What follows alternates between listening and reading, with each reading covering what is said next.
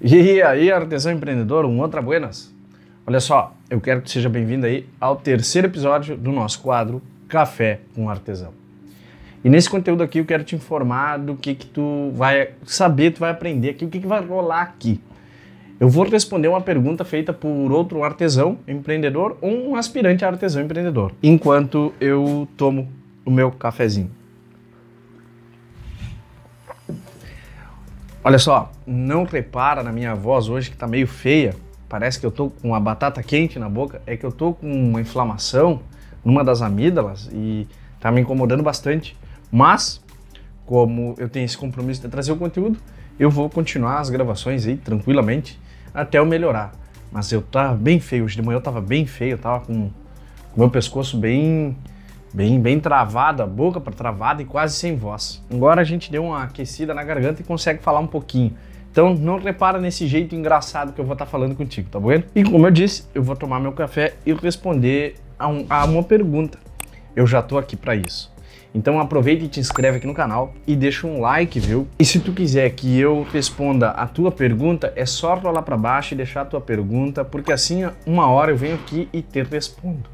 Mas não esquece de acionar a campana, que é o sininho, pois quando eu vier aqui responder a tua pergunta, tu vai ser avisado pelo YouTube. Então vamos lá?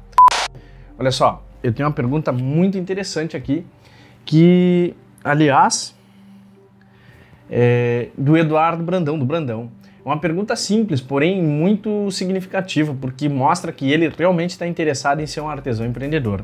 E como eu falo, a gente, em primeiro lugar, tem que agir aqui dentro, né? Agir como um empreendedor, mesmo sem ter um negócio, para que posteriormente a gente possa se tornar um empreendedor.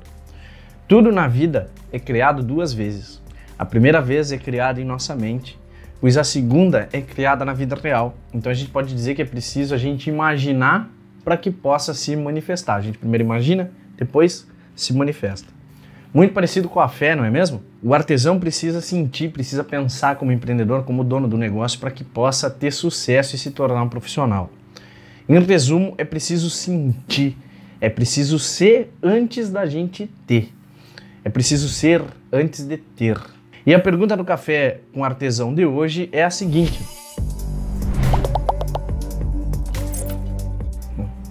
Foi feita pelo Eduardo Brandão. Bom dia. Tem como abrir uma microempresa para artesão em couro? Obrigado. Abraço. Bom, já de cara eu respondo que não é nem como tem como ser feito, e sim que deve ser feito. Tu deve abrir uma empresa. Como eu disse, não é nem caso de se tem como, e sim que é dever seu. E agora que tu já sabe que sim, vamos aos detalhes. Eduardo, quando tu fala em abrir uma microempresa, tu tá falando em ter um negócio formalizado, não é mesmo? Pelo menos foi o que eu entendi. Então, se a gente falar de formalização, a gente vai estar falando de CNPJ, ou seja, a gente está falando do Cadastro Nacional de Pessoa Jurídica, que no Brasil é um documento que tem por registro estar sob um número. E esse documento, por estar sob um número que é o único que identifica a sua pessoa jurídica. Eu acredito que tu já escutou isso algumas vezes, mas ao pé da letra tu sabe realmente o que é uma pessoa jurídica? A existência da pessoa jurídica demorou alguns anos, alguns séculos para se estabelecer, para se concretizar. Originalmente se baseia no direito romano, com a nítida distinção entre os institutos de direito, institutos esses que são de direito público e institutos de direito privado, assim como o direito canônico em razão às estruturas coletivas que emanavam da igreja naquela época. Dessa aqui eu tenho certeza que tu não sabia. No Brasil, toda pessoa que possuiu uma organização, uma entidade, seja ela para fins filantrópicos, ou seja, que não tem fins lucrativos, como também para fins lucrativos, como no caso de uma empresa, como é o artesão, como o artesão empreendedor, é a mesma coisa. Pois nosso ateliê deve e precisa ser considerado como uma empresa. Muito importante ter isso em mente, ter essa mentalidade, esse mindset de empresário. Logo, essa pessoa jurídica está sob um número, como eu havia dito, e esse número identifica essa pessoa junto com a Receita Federal Brasileira, que é um órgão do Ministério da Economia. Dentro desse número ou dentro desse CNPJ vai conter informações cadastrais das entidades de interesse das administrações tributárias do Brasil, como bem do Estado, que tu te localiza, também do município onde está inserido. Só para tu saber, o termo CNPJ foi criado na década de 90 para substituir o antigo CGC, como se fosse uma evolução do CGC. Logo, o cadastro vai funcionar como uma identidade e nele vai ter as seguintes informações.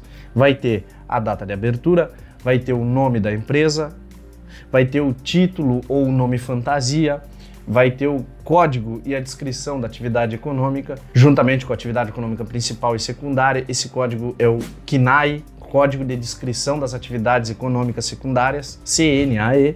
Vai ter o código e a descrição da natureza jurídica, vai ter o endereço da empresa, obviamente, e a situação cadastral, se ela está ativa, inativa, apta, inapta, enfim.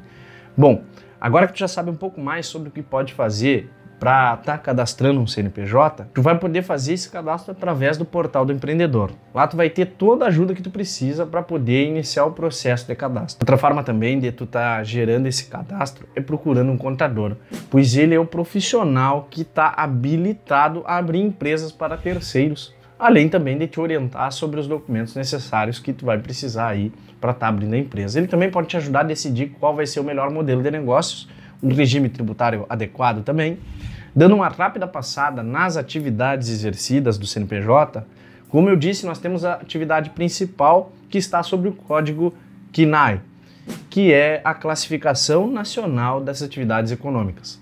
CNAE é a classificação oficial adotada pelo Sistema Estatístico Nacional Brasileiro e pelos órgãos federais, estaduais e municipais, gestores dos registros administrativos das demais instituições do Brasil.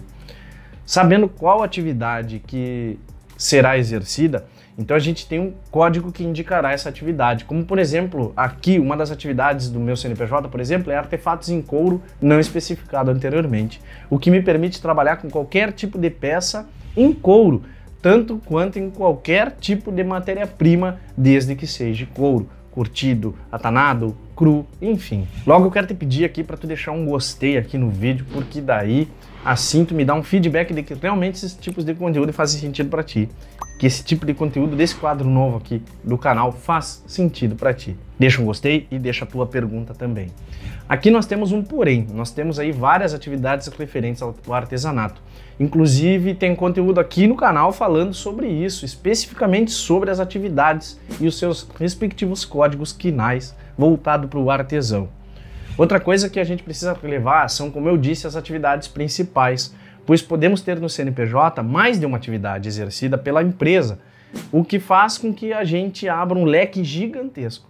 Em outras palavras, por exemplo, no couro, a atividade se chamará artesão em couros e o CNAE terá a identificação de artesão em couros. O CNAE será identificado através da fabricação de artefatos em couro não especificados anteriormente. E vamos um pouquinho além disso, porque tem muita gente de mentalidade pequena no que diz respeito aos impostos, praticamente aí sonegando imposto, porque pensam que ter um CNPJ é sinônimo de ter que pagar mais imposto, e que é preciso fugir do imposto para poder crescer. Sabe, isso aí é balela, isso aí é bobagem. Partindo do princípio que o Brasil é um país caro de impostos, eu sei disso, também eu acho um absurdo, mas a regra do jogo é essa, então ou a gente se adequa à regra do jogo, ou a gente simplesmente não joga. Simples assim. Mesmo o Brasil sendo um país com taxas absurdas, ainda assim a gente tem a possibilidade de crescer e crescer do jeito certo, de um jeito que está dentro da legalidade, dentro da lei, porque todo artesão empreendedor que deseja crescer precisa ter um CNPJ. Isso é uma regra e não fui eu que inventei. A grande vantagem de se ter um CNPJ é a emissão da nota fiscal, porque a nota fiscal parece uma bobagem, parece algo insignificante, mas a nota fiscal é um documento que formaliza a venda, ela torna a venda verídica, verdadeira. Veja só, digamos que eu comprei uma peça tua e que tu me entregou essa peça aí e eu te entreguei o dinheiro. Logo, o que vai atestar que existiu essa transação entre nós dois? Que existiu essa troca de bens e produtos? Realmente existiu? Sim, isso mesmo. A nota fiscal faz isso. Pois com a nota fiscal a gente pode inclusive acessar créditos com juros mais baixos em bancos. Também com a nota fiscal tu pode estar realmente provando que o teu negócio de artesanato está atuando de uma forma legal, limpinho. e cumprindo com todos os pagamentos dos teus tributos corretamente. Outra vantagem da emissão da nota fiscal vai ser o maior controle das vendas da tua empresa, do teu ateliê, que tu vai ter aí ao longo dos meses. Só por emitir a nota fiscal fica mais fácil esse controle. Além da emissão da nota fiscal, outro benefício desse ter um CNPJ é poder passar credibilidade para o teu cliente. Imagina agora comigo a seguinte situação.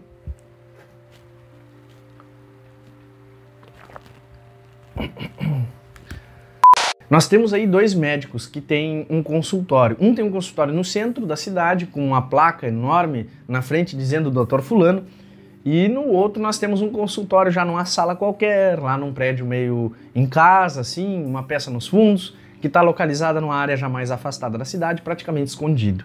Qual a diferença entre os dois profissionais? A diferença é o CNPJ, porque será o CNPJ a diferença dos dois, porque um médico formalizado, ele pode se mostrar para todos sem ter o perigo de algum órgão público como a vigilância sanitária vir e fechá-lo. Embora o segundo médico lá no fundãozão, lá escondido, ele ainda seja muito mais competente que o Dr. Fulano, o Dr. Ciclano é mais competente que o Dr. Fulano, ainda assim a vigilância sanitária pode vir e fechar ele, banir, caçar o diploma de médico dele, impedindo assim ele continuar a profissão dele, justamente por ele não estar formalizado. Então, se ele sair fazendo propaganda, ele pode até ser preso por exercício ilegal da profissão. Qual deles vai passar mais credibilidade?